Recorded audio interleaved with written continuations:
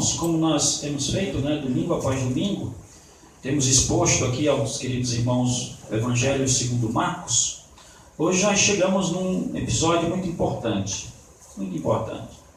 cheio de significados. É de suma importância que os irmãos prestem muita atenção. Nós somos uma igreja em que nós primamos, por quê? Pela pregação da palavra.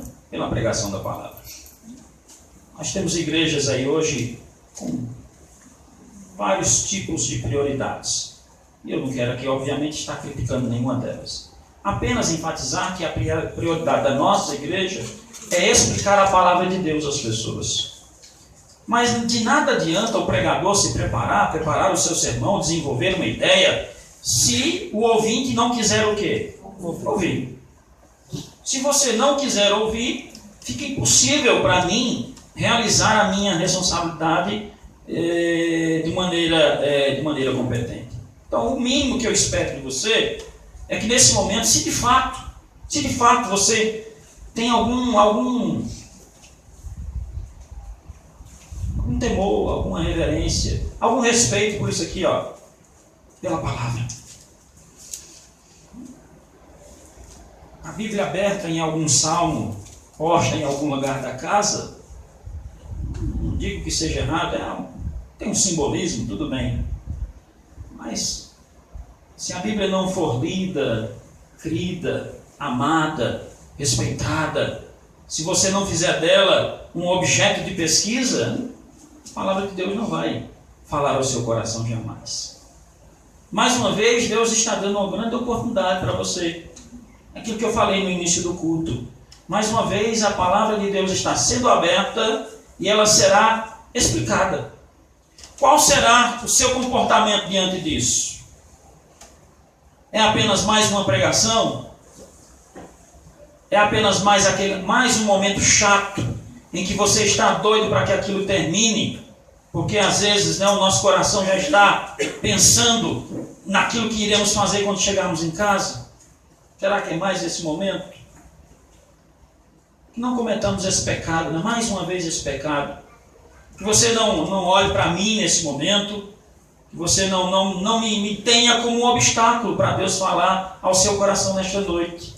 Que a minha voz seja apenas um instrumento necessário para que Deus, através da sua palavra, possa falar ao seu coração nesta noite.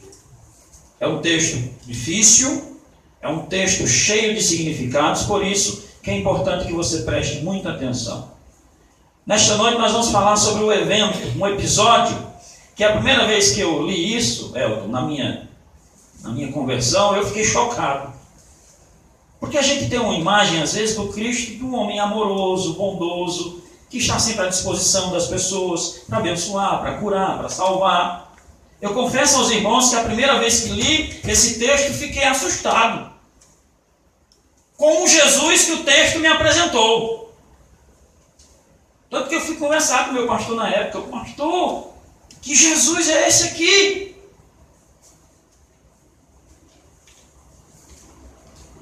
O texto vai nos mostrar que em um momento do seu ministério, Jesus purificou o templo.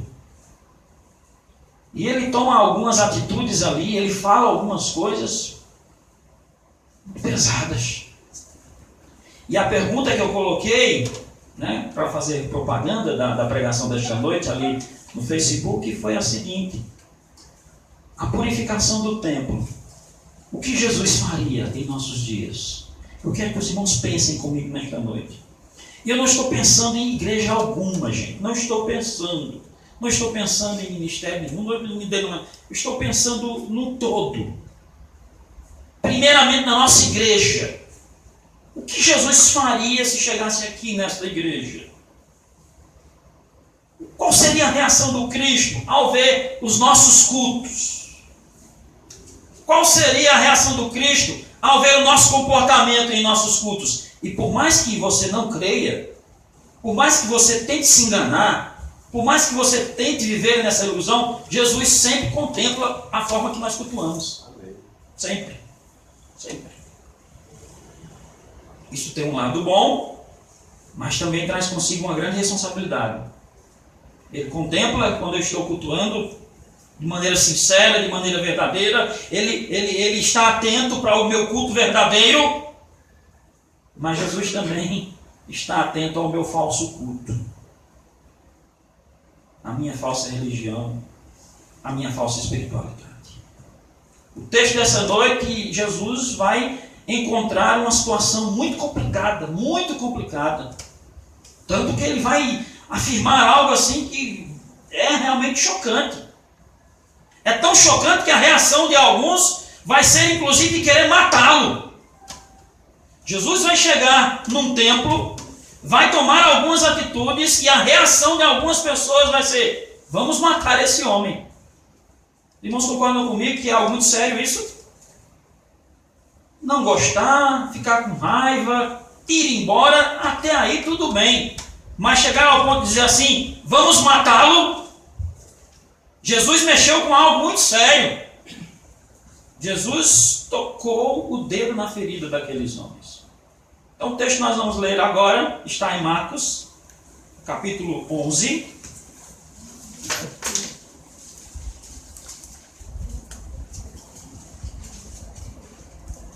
A partir do verso 12.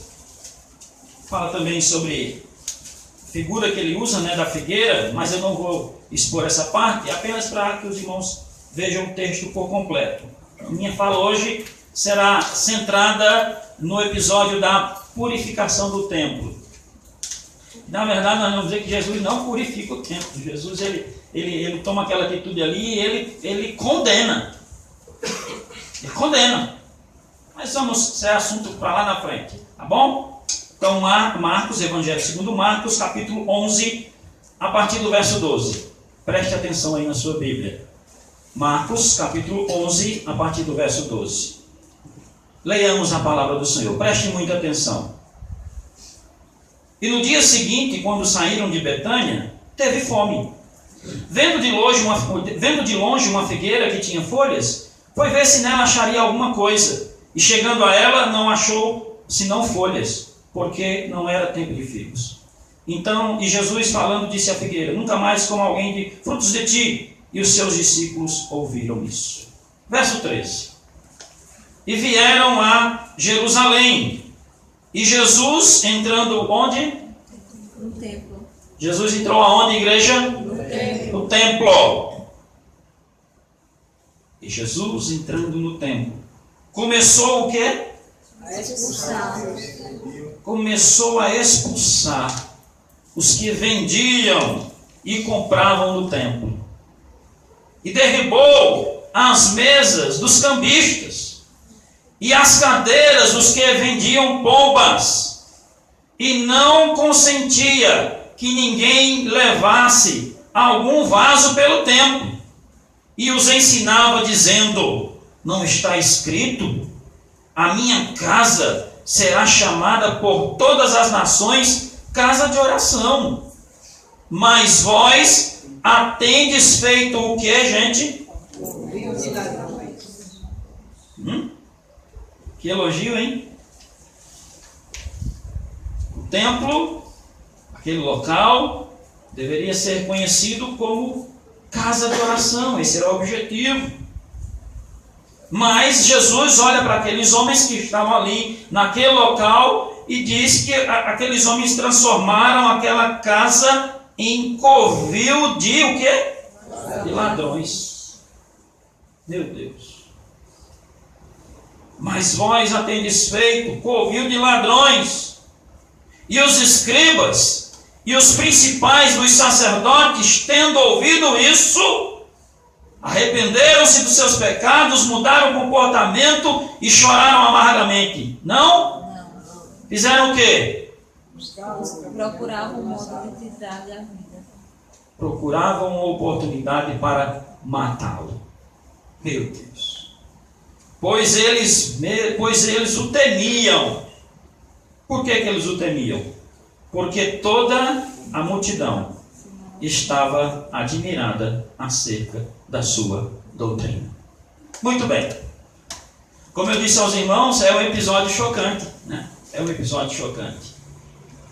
Por isso que muitos pastores pulam Dificilmente você vai ouvir um sermão nesse texto.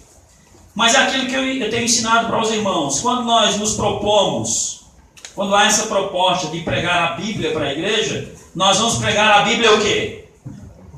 Toda. Não haverá os textos preferidos do pastor.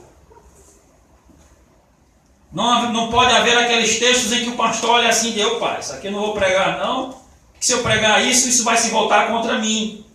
Não pode. Em igrejas sérias não. Em ministérios pastorais sérios não. O pregador ele tem que pregar a Bíblia toda. Mesmo que esta pregação seja uma acusação contra ele mesmo. Somente pregadores com muita coragem terão a ousadia de pregar contra si mesmos. Concordam comigo? Preciso ter muita coragem. Nutrir o povo com informação, dizer ao povo o que é certo e o que é errado. Porque quando nós fazemos assim, nós estamos dando condição ao povo, do povo analisar a quem está à frente pregando, quem está à frente pastoreando e quem está liderando a sua comunidade. Então por isso que esse texto não é muito comum ouvir os pastores pregando acerca dele. E quando se prega, no máximo que se faz é uma crítica aos religiosos da época. E eu tenho ensinado aqui a essa igreja que nós temos que ler o texto, mas obrigatoriamente precisamos fazer a aplicação. O que isso tem a ver conosco? O que é que isso que aconteceu aqui tem a ver com a igreja evangélica brasileira? Lá na metade do sermão, nós vamos perceber que a realidade não é nem um pouco distinta, muito pelo contrário. Há várias características de semelhança entre o que está acontecendo na igreja evangélica brasileira e com aquilo que aconteceu nos dias de Jesus. E o mínimo que nós devemos fazer é o seguinte: isso precisa gerar uma reflexão em nós nessa noite.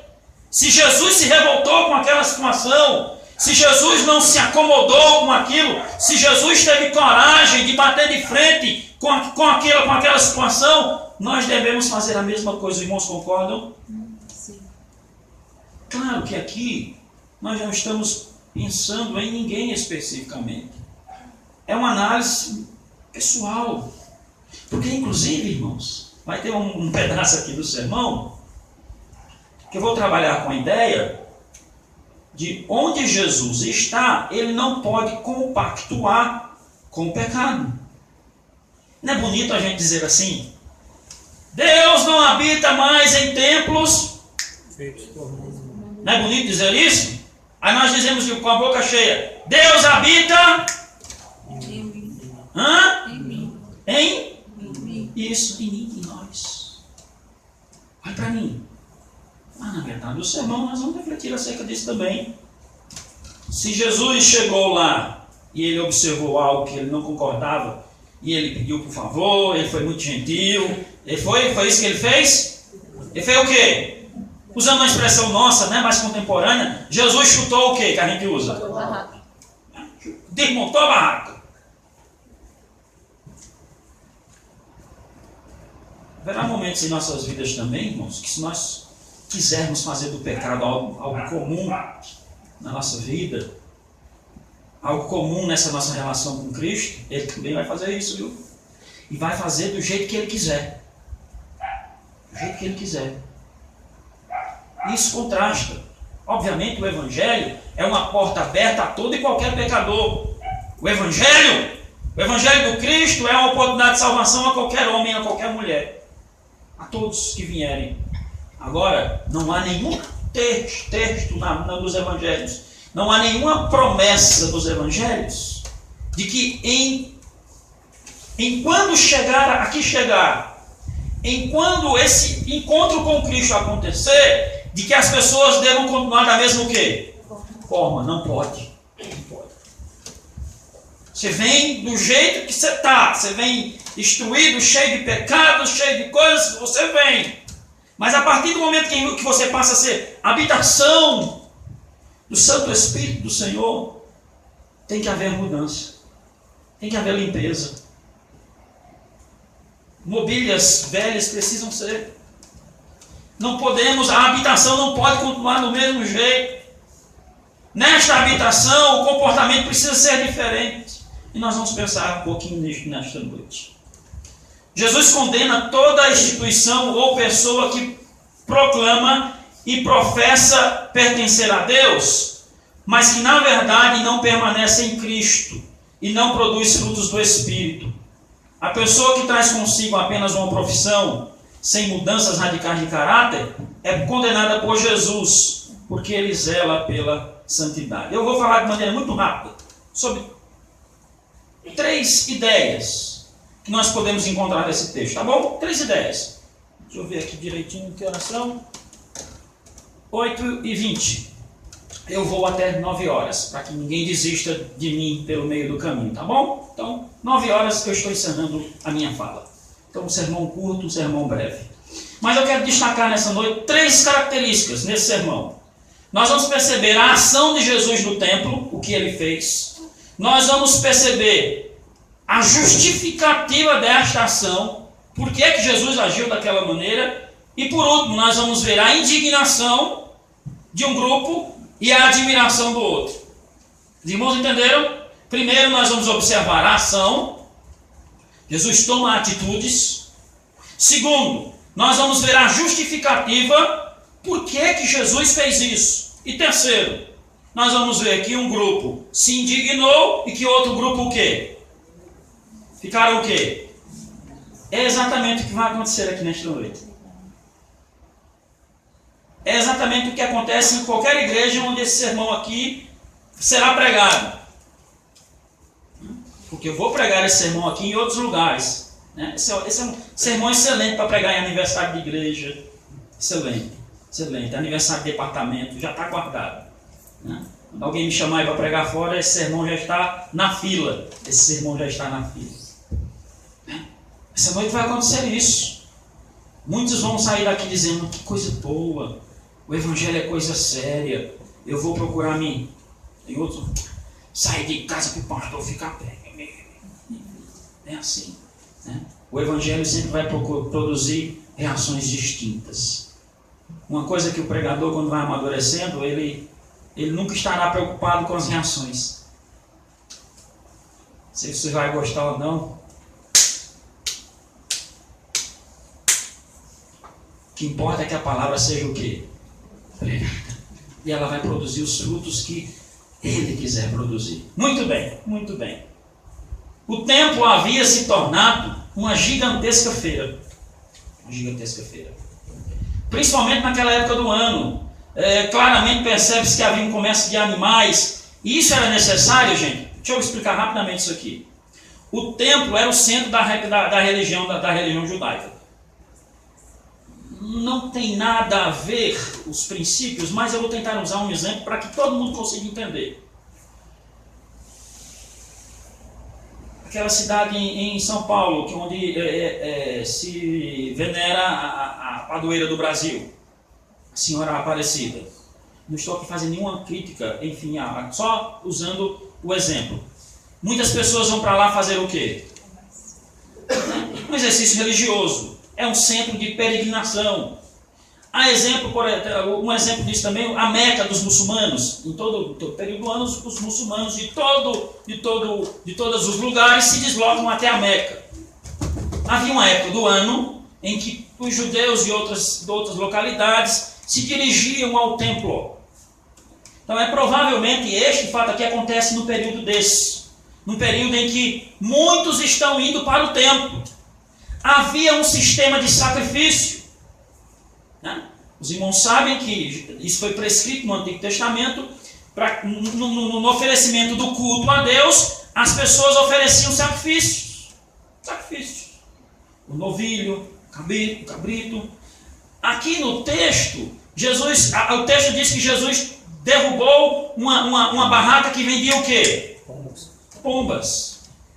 Porque lá, já no Antigo Testamento, nem todo mundo tinha condição de comprar um bezerro, nem todo mundo tinha condição de comprar uma ovelha. Né? Então, a pomba era o sacrifício oferecido pelos pobres.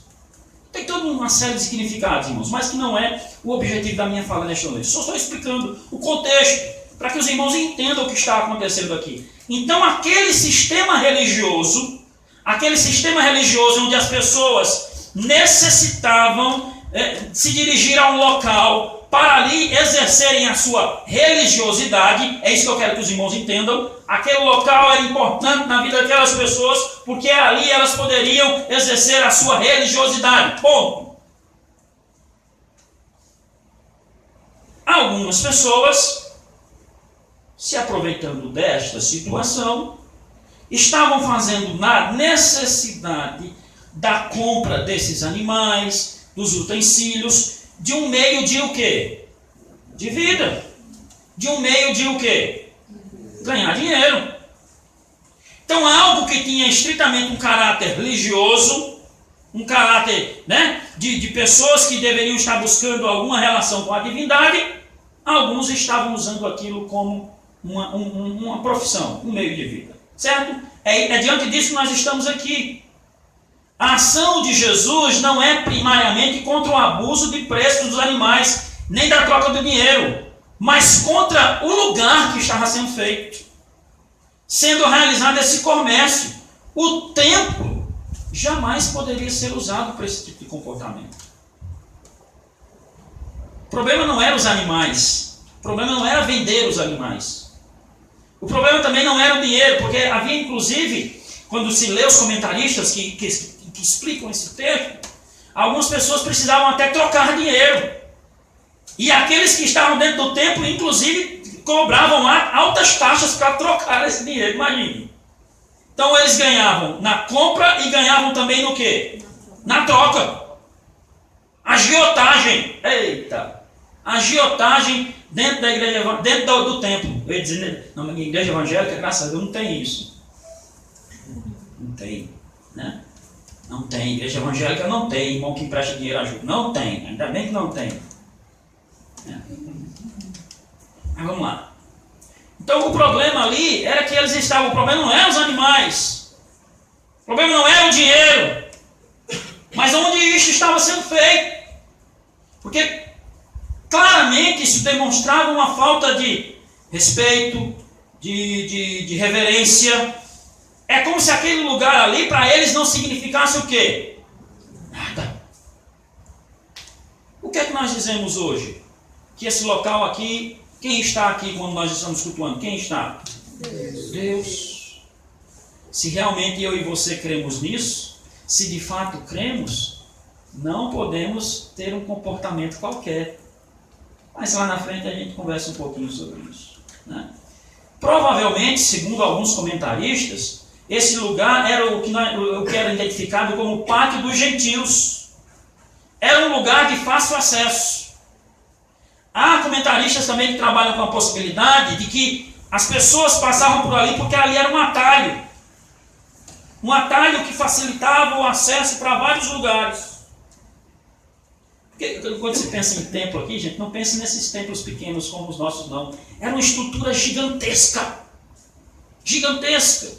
E os irmãos sabem que as cidades ali são pequenas. É muito pequeno. Então, às vezes, passar por aquele lugar ali facilitava, era mais rápido. Então você imagina um local onde está lá o templo do lado, a estrutura religiosa do lado, era um lugar onde de fácil acesso, onde as pessoas passavam, e também as pessoas podiam passar por ali porque ganhariam tempo, era um atalho. E nós gostamos de coisas rápidas, nós gostamos de atalhos, né? Se alguém diz assim para você e para mim, olha fulano, tem dois caminhos. Este caminho, tem um caminho que é extremamente difícil, cheio de obstáculos, ele é longo. Aí vem alguém e diz assim, mas tem outro caminho. Esse não, esse é fácil. Ele é curto, ele é rápido, ele está cheio de prazeres, ele está cheio de facilidades. Geralmente as pessoas escolhem o quê? A primeira ou a segunda opção? Segunda. Nós vamos ver isso também acontecendo aqui. As pessoas gostavam desse tipo de sistema aqui. Preste atenção no que eu estou falando. As pessoas gostavam disso aqui. Quer dizer que eu preciso mudar de vida? Não. O próprio vendedor lá dizia, não, rapaz, Compre aqui o seu animalzinho, sacrifique ele, vai lá, oferece, ó, tá tudo, ó. Como parece? Como parece? Pregações que não exigem mudança de vida, pregações que não falam sobre o pecado, pregações que só falam sobre as pessoas trazerem o quê? Como parece? Mas o povo não acorda. Pregadores que oferecem atalhos. Pregadores que dizem que o evangelho é fácil.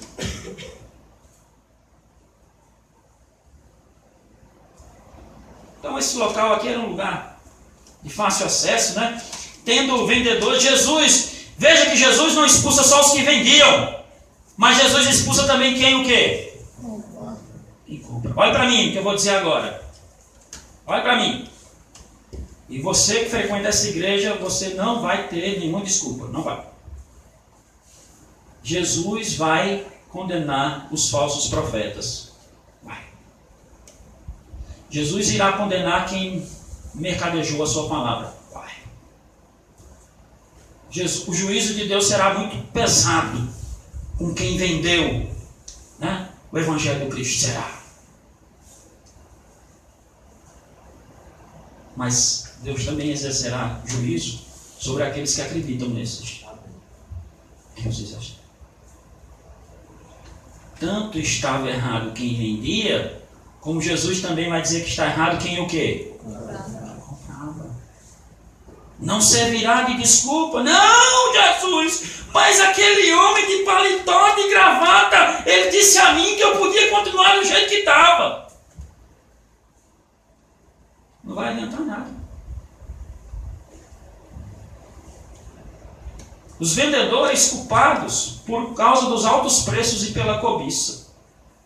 Os compradores culpados por serem fracos, dóceis e aceitarem a profanação.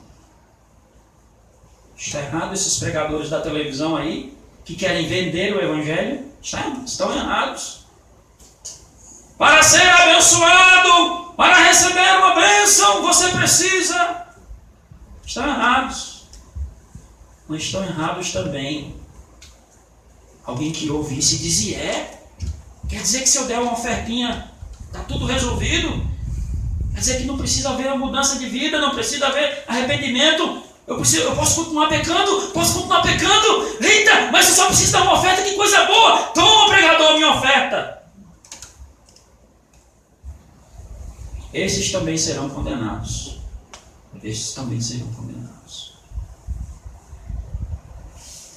Pastor, por que Jesus reage daquela forma? Por quê? Porque Jesus é zeloso com a casa do seu Pai.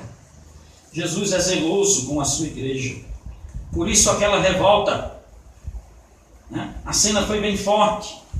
Dinheiro e pomba voando para todo lado. Aquele que antes se apresentava como um humilde rei, né, que há poucos instantes tinha entrado ali, né, no jumentinho, agora ele mostra uma face, né, que nós vamos conhecer essa face em sua plenitude quando ele voltar. Olha para mim. Jesus está aqui dando para a gente um pouquinho daquilo que vai acontecer quando ele voltar. Ele vem para exercer juízo. Aquele local, segundo eles, era um local o quê? Sagrado. E os comentaristas trabalham com a ideia que eles estavam passando por ali, ó.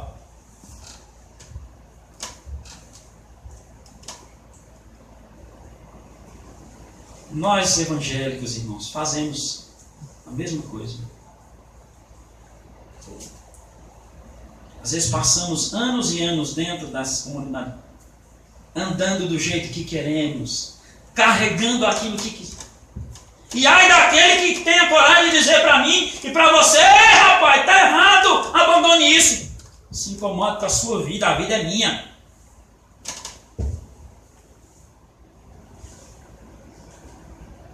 Isso produziu um zelo santo em Cristo. Aquele local ali, se de fato eles acreditavam que aquele lugar era um lugar sagrado, Deveria haver o que no comportamento daquelas pessoas? Reverência. Reverência. É o que se espera de pessoas que andam ao lado do Cristo. Gente, presta atenção no que eu vou dizer agora. E como nós pastores sofremos com isso. Meu Deus, meu Deus, meu Deus. Claro que é muito bom ver os crentes aqui na igreja, né, louvando ao Senhor, glorificando o seu nome. É muito bom, muito bom. Mas o quanto nós sofremos, quando nós percebemos que esse zelo, quando muito, ele só é mantido aqui, mas quando os crentes estão aí fora, infelizmente, se esquecem de que são habitação de quem? E que não podem carregar todo tipo de coisa, e que não podem andar por todos os lugares, e que não podem fazer o que lhe der na teia. Não podemos, gente. Aí o que é que acontece? É o evangelho sendo escandalizado. É as pessoas dizendo assim, ué, ô pastor! E vem logo na gente, né? Ô pastor, mas fulano não faz parte da sua igreja, pastor? Por que ele está agindo desse jeito, pastor?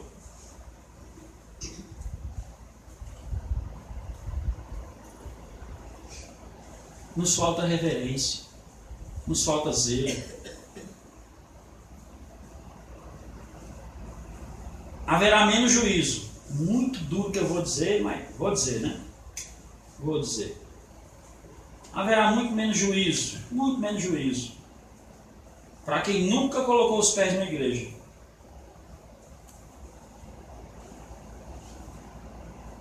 Mas que nunca teve uma atitude assim de zombaria, desleixo, irresponsabilidade com as coisas de Deus.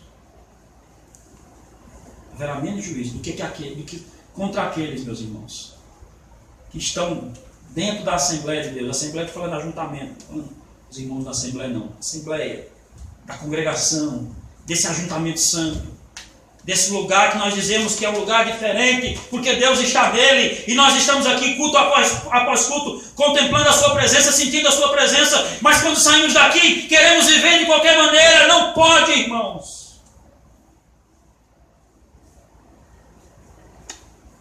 Jesus, quando vê aquela situação, é isso que provoca essa reação, né? Você pode dizer, Jesus se descontrolou. Jesus não foi longânimo. Jesus não foi paciente. Jesus não foi benigno. Jesus deveria ter sido mais controlado. Não, nesse momento aqui, não. Esta é a reação que se esperava dele. De revolta.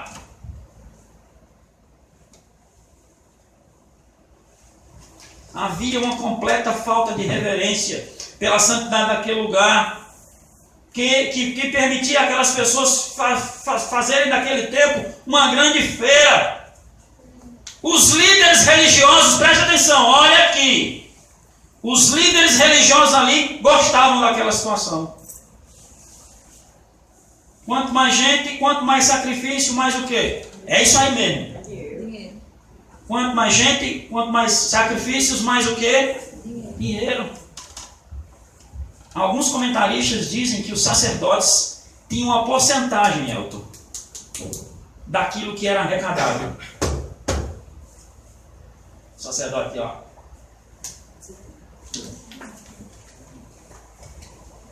Mas sacerdote, tá uma bagunça lá fora, o povo está vindo de todo jeito. Então, pai, nós temos que receber. Vamos abraçar a todos. Nós precisamos ajudar. Não, que é isso? Aqui que vale é o amor, o amor. Esse amor que invade a gente vai ficando diferente. Né? Não, deixa lá, pai, que é isso? Mas está todo mundo oferecendo sacrifício de todo jeito. Não há reverência nenhuma, sacerdotes. Não há, o povo não tem temor do que eles estão fazendo. Estão matando novilho, estão matando bezerro, estão matando as pombas, mas estão cobrando ágio lá. Estão inclusive cobrando ágio dos pobres. Uma pombinha que valia 1, estão cobrando 5. deixa.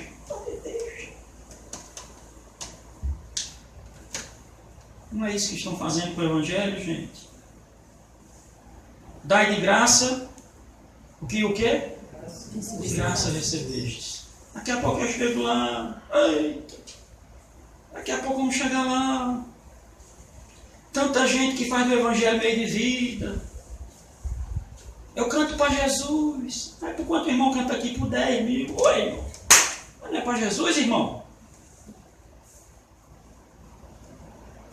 Estou entendendo?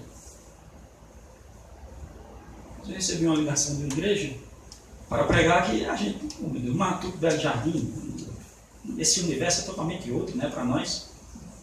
Mas uma igreja grande me ligou convidando para pregar e o irmão até hoje não esquece disso. O pastor, mas quais são as exigências que o senhor faz para vir? Eu fiquei todo destreinado do outro lado. Ninguém nunca me perguntou isso. Quais são as... Que exigência do quê, irmão? Porque esse meu jeito, né? Exigência do quê? Não, pastor. Não, pastor, é porque tem pregadores que eles estipulam a oferta e ainda dizem, pastor, o lugar que querem ficar.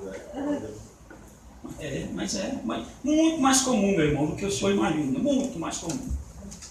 Além de dizer só vou, portanto, ainda tem, né, o local.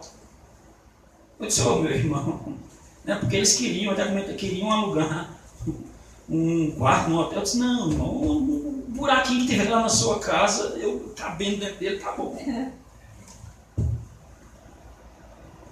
E não me fale nesse negócio aí de tipo, que estranho, né? Não é estranho? Enfim. Havia uma completa falta de referência, os líderes religiosos estavam acostumados com aquilo, e Jesus não está apenas purificando aquele templo, mas condenando aquele lugar. Expulsar as pessoas, derrubar as mesas, mostra a revolta do Cristo no momento com aquela situação. Estamos diante também de uma atitude simbólica. Os profetas do Antigo Testamento faziam muito disso. Certo?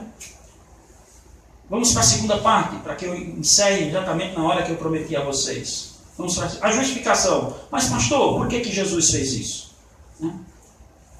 Verso 17 diz assim: e os ensinava dizendo, não está escrito? A minha casa será chamada o quê? Casa de oração. Igreja é isso, gente. Igreja não... mas tem uns amigos que ficam com raiva, mas vou dizer. Igreja não existe para pagar salário de pastor. Não existe. O pastor, como qualquer outra pessoa, ele precisa ser o quê? Mantido. Se ele trabalha de tempo integral para a igreja, e a igreja tem condição de mantê-la, faça-se isso. Para que o pastor possa se dedicar totalmente o quê? À obra. Todo mundo, qualquer pessoa em sã consciência entende isso, pronto. Mas a igreja vai no máximo suprir as necessidades do pastor, que ele possa ter uma casinha para morar, que ele possa ter condição de ter um transporte, que um pastor sem transporte, como é que ele vai atender as pessoas? Ele vai, se não tiver, a gente enfrenta, mas é bom. Agora não precisa ser a casa mais cara, não precisa ser o carro mais caro, o paletó não precisa ser o mais caro, faz como eu, reveza, um domingo outro. Às vezes eu esqueço e a Ney diz, mas já foi, vai com o outro, então vamos indo. Não precisa ser os mais caros. A igreja não, essa estrutura, a igreja, ela não deve funcionar para que o pastor fique bem, um grupo fique bem, enquanto outros sofrem. Não pode ser assim. Mas o que é que nós vemos na igreja evangélica brasileira? Nós temos pastores que estão chorando, dizendo, irmão, vai vencer, e se vencer, essa obra vai parar. Você vai deixar essa obra parar? Não pode, deposite, senão vai parar. Só que durante a semana ele está lá na fazenda dele, andando de carro blindado.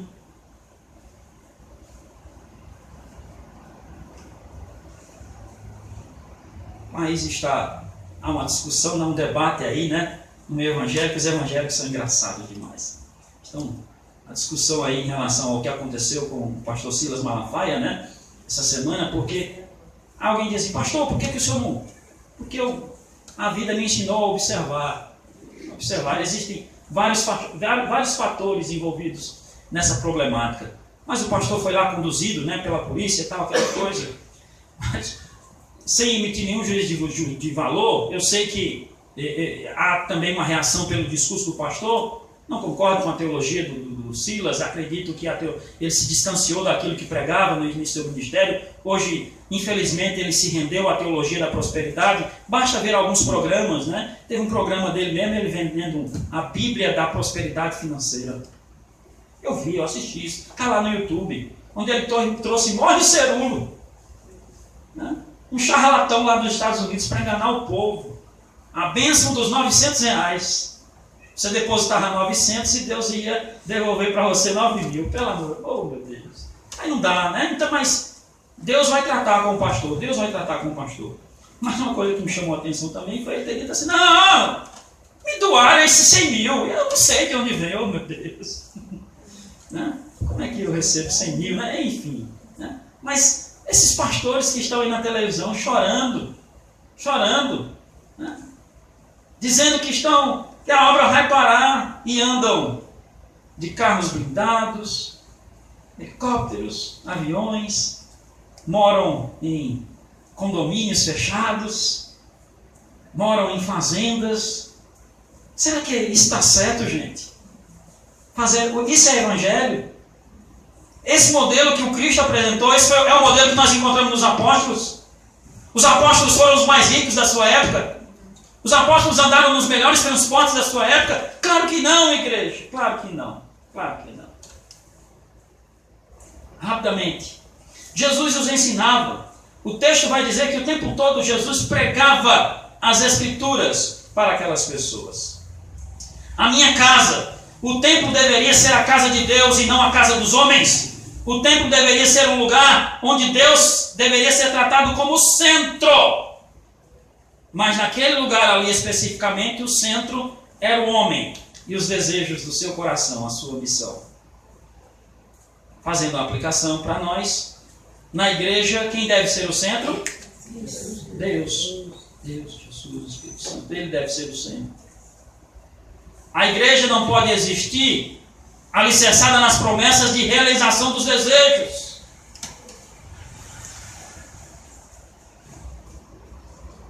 O templo pertence ao Senhor. Minha casa seria chamada casa. Interessante aqui, irmãos, que ele está citando 2 textos na Bíblia. Ele cita primeiro Isaías e depois nós vemos que ele cita Jeremias. Estou indo para o final, viu? Jesus cita Isaías e depois Jeremias. Tanto a expressão minha casa e esse texto em si é uma junção de 2 versículos. Interessante, né? Cristo citando a palavra. E Cristo disse: essa casa será chamada casa de oração para todos os povos. O templo deveria ser esse lugar de oração. Chegamos à conclusão de que a igreja hoje deve ser o quê? O lugar de quê? Nós, se somos a habitação do Espírito do Senhor, temos que ser pessoas de quê? De oração.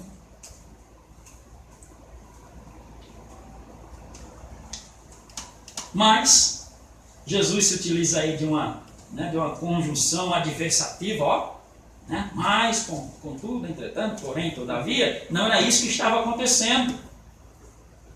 O que aqueles homens fizeram com aquele lugar foi algo extremamente oposto a isso. Jesus disse que eles fizeram daquele lugar um covil de ladrões. Jesus disse que os culpados são todos eles. Começando pelos que lideram e chegando até os liderados. Ele olha para o povo e diz assim: vocês fizeram da casa do meu pai covil de quê? De ladrões. Jeremias. Né? Ô pastor, o que é um covil de ladrões? O que é, pastor? Vê que bonitinho. Pastor, o que é um covil de ladrões? Era um lugar onde os ladrões se escondiam. Ninguém os achava nesses buracos. O covil de ladrão era buracos nas estradas, nos lugares, os ladrões se escondiam e ficavam lá esperando a oportunidade de quê? Assaltar. Deus está dizendo que é isso que está acontecendo ali. Será que isso acontece hoje? Líderes religiosos que se aproveitam da sua situação, se aproveitam do desespero do povo, que vem pessoas chegando em suas comunidades. Ó, você está passando por isso porque você... Olha, você quer sair dessa situação? Quero. Ah, pois, olha, faça isso. Vocês estão me entendendo? Se aproveitam de oportunidades para tirar o que as pessoas têm. O ladrão está preocupado com aquele que eles... O ladrão, quando rouba alguém, ele fica preocupado com o estado físico, emocional e psicológico da pessoa, ele fica... Já encontrou algum ladrão deprimido na rua? O que foi, seu ladrão? Estou triste. O que foi? Roubei. A pessoa ficou assim, eu estou pensando em lá. Não. O ladrão não está nem aí. Eita, como parece. Por que estes não vão pregar sobre pecado? Por que esses não vão tocar em nada que fale sobre justificação pela fé? Por que esses não pregam sobre santidade? Porque eles não estão nem aí com essas coisas.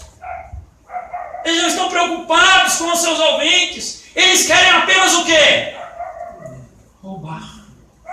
Eles querem apenas o que as pessoas o quê? Têm. Vamos para o final.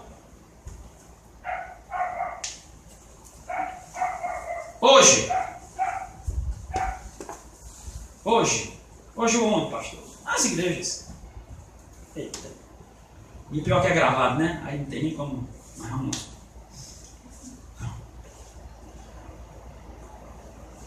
Traçando um paralelo entre essa situação e o evangelicalismo brasileiro, há muitas semelhanças. Né? Muitas semelhanças. Claro que eu não quero aqui, irmão, generalizar. Certo?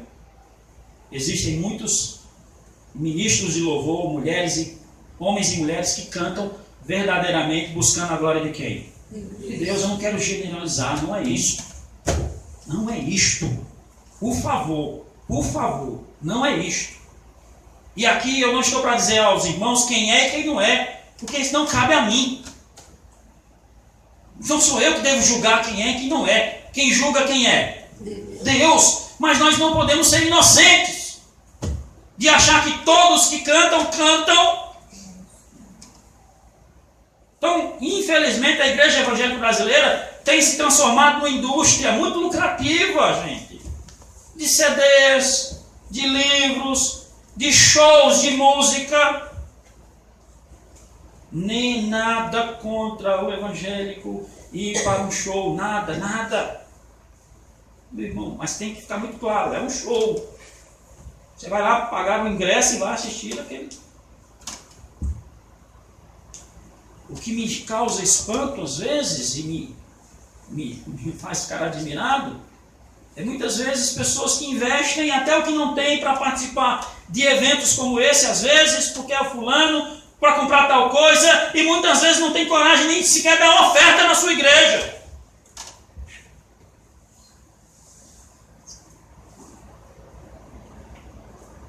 Venda de diversos tipos de Bíblia. Gente, vá nas livrarias evangélicas. Quase que eu disse o nome aqui, não vou dizer. Senão, porque tem gente que entende errado. Olha, pastor, eu vi um vídeo ele falando. Não, mas vá nas livrarias. Nós temos alguns na região. Se você chegar lá, tem todo tipo de Bíblia. Bíblia da mamãe, Bíblia da vovó, Bíblia do adolescente, Bíblia teen, Bíblia da vitória financeira, Bíblia profética, Bíblia apologética. Estão fazendo disso o quê? Comércio. Venda de óleos para unção. Pior que tem gente que acredita. A Universal, tem muitas loucuras que aquele povo faz, né?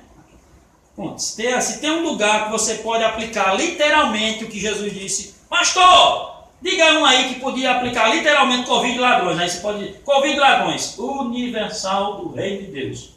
Covil de ladrões. Estão ali para roubar o povo. Sabe o que eles fizeram? Eu vi na reportagem. Tem esses copinhos de água mineral. Copinho de água mineral. Não sei nem contar um copinho de água mineral agora. R$1, sei lá. Aqueles que você não quer a garrafinha, você compra um copo. Hã? Eles vendem esse copinho com o selo da Universal.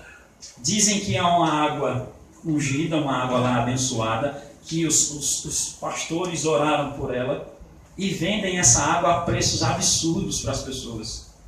Gente, sinceramente, isso é evangelho, gente? Isso é evangelho? Não é evangelho. Não é evangelho. Mas, como diz meu pai, né? Existem os espertos porque tem o quê? Os bestas, né? O cara acreditar que um copinho de água mineral tem algum poder, vale mais, e que ele inclusive vai pagar uma alta soma porque alguém botou a mão em cima dele, pedaço de pano. Tem gente que acredita nisso. Passa lá no... Tudo isso estão fazendo, irmãos. Qualquer igreja, pastor, liderança que tente tirar proveito da igreja para obter lucros, merece ser chamado de covil de ladrões. Parte final. Um grupo se indignou e o outro ficou admirado. Os líderes religiosos daquele tempo decidiram inclusive que iriam matar o Cristo. Sentiam-se ofendidos com a sua mensagem e a solução para não serem mais perturbados por aqueles que revelava os seus pecados era matá-lo.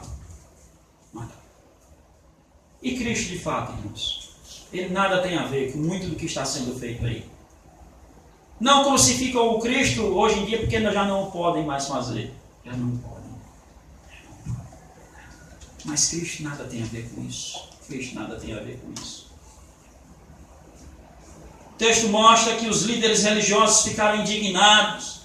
A ira deles foi aumentando. Eles não aceitavam alguém que revelava os seus pecados em zelo, em defesa, em temor da santidade de Deus. Olha para mim. Estou terminando. Eu sei que é chato, eu sei. Eu sei que é chato.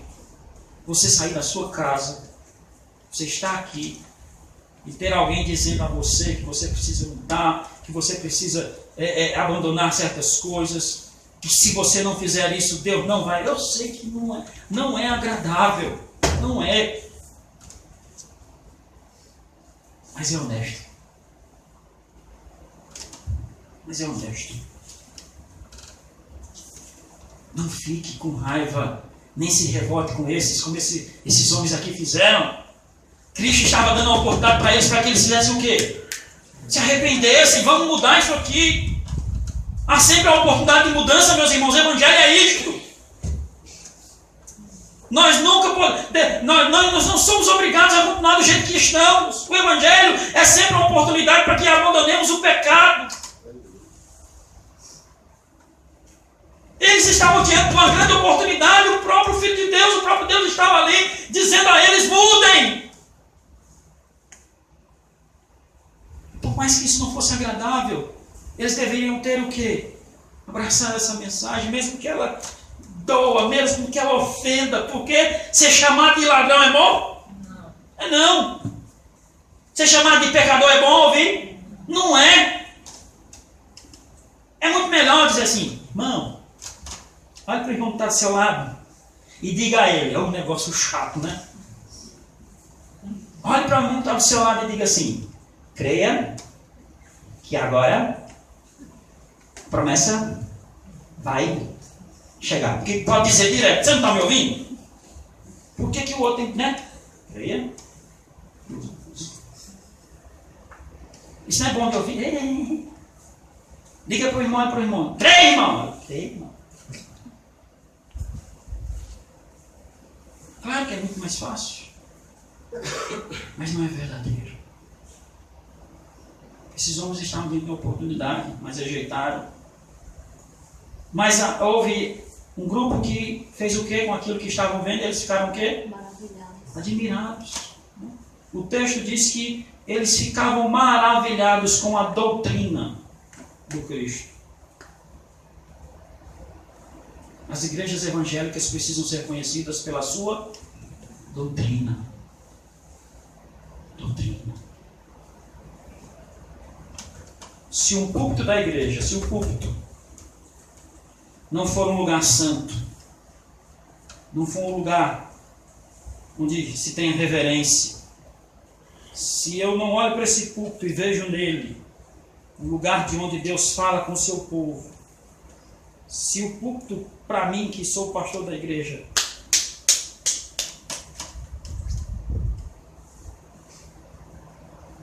qualquer um fala, qualquer um pode estar aqui, não que o púlpito em si, ele aqui não é mais santo do que aí, mas o culto representa algo. O que ele representa é importante, gente. O culto representa o lugar de onde o que é pregado? O que? A palavra. E as pessoas precisam voltar a admirar. Assim como Cristo, naquele momento que, mesmo tendo uma mensagem chocante, mesmo tendo uma mensagem dura, mesmo tendo uma mensagem que a maioria não queria, mas havia alguns que ficavam o quê? Admirados. O que Jesus faria, irmãos? O que Jesus faria se ele chegasse hoje nas igrejas evangélicas brasileiras? O que ele faria? Pense nisso durante a semana. Deus nos abençoe e tenha misericórdia de nós. Amém? Muito bem.